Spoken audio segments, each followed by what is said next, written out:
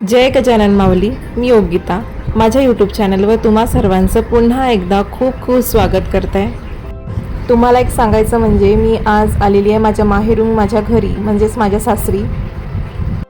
मी सासरी पोचल्या लगेच आम्हा सगळ्यांना एक इव्हेंट अटेंड करण्यासाठी जायचं होतं आणि त्यासाठीच आता आम्ही निघालेलो आहे सगळेजण. पाहुण्या म्हणून आमच्याकडे ताई आलेल्या आहेत माहेरपणासाठी. ताई म्हणजे माझी नणद आणि माझी भाची, ह्या दोघी आमच्याकडे पाहुण्या म्हणून आलेल्या आहेत आणि आज त्यासुद्धा आमच्यासोबत आहेत. आम्ही आता परमपूज्य परमात्मा एक सेवक आश्रम मौदा या ठिकाणी आलेलो आहे. मौदा या शहरातील हे खूप फेमस असा आश्रम आहे. आता फायनली आम्ही त्या ठिकाणी पोहोचलेलो आहे जिथे इव्हेंट ऑर्गनाईज केलेला आहे.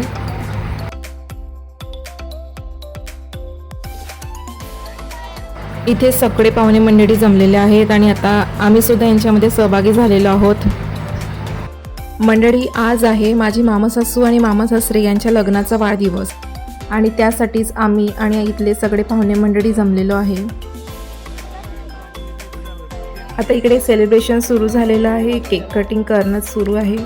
हे दोघं आमच्या फॅमिलीमधले सर्वात लविंग आणि स्वीट कपल आहेत.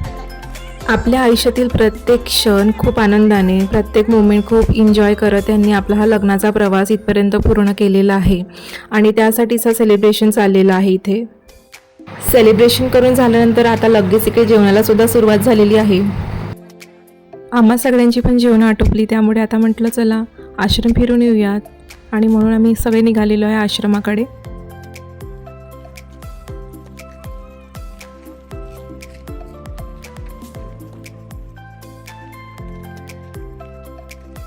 दुरून बघितल्यानंतर असं वाटतं की इथे खरोखरच वाघ बसलाय की काय, पण नाही, तसं काही नसल्यास आश्रमवाल्यांनी इथे फोटोशूट करण्याकरिता सेटअप तयार करून ठेवलेला आहे.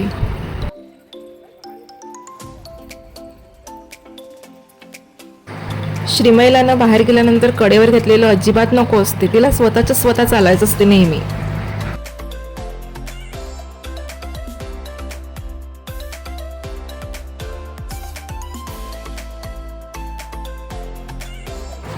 आश्रमातील हे खूप मोठं उद्यान आहे. सगळीकडेच हिरवळ खूप सुंदर आणि मनाला प्रसन्न करणारं वातावरण आहे इथलं. खूप दिवसानंतर श्रीमैची तिच्या आत्यासोबत आणि तिच्या किट्टू दिदीसोबत भेट झालेली आणि आता ती सुद्धा त्यांच्यामध्ये खूप छान रमलेली आहे. श्रीमय जशी सगळ्यांच्या लाडाची आहे ना, तशीच तिच्या आत्याच्या सुद्धा खूप लाडाची आहे ती. आत्या आणि भाजीचं नातं म्हटलं की एकाच घरच्या दोन लेकी. आणि आता मी सुद्धा इकडे खूप दिवसानंतर माझ्या भाचीला भेटली आणि तिचे लाड सुद्धा केलं. आता इकडे लहान मुलांचं छान खेळणं चाललेलं आहे. तर माऊली, आजचा ब्लॉग मी इथंच थांबवत आहे. आपण पुन्हा भेटूया माझ्या नवीन ब्लॉगमध्ये. जय महाराष्ट्र.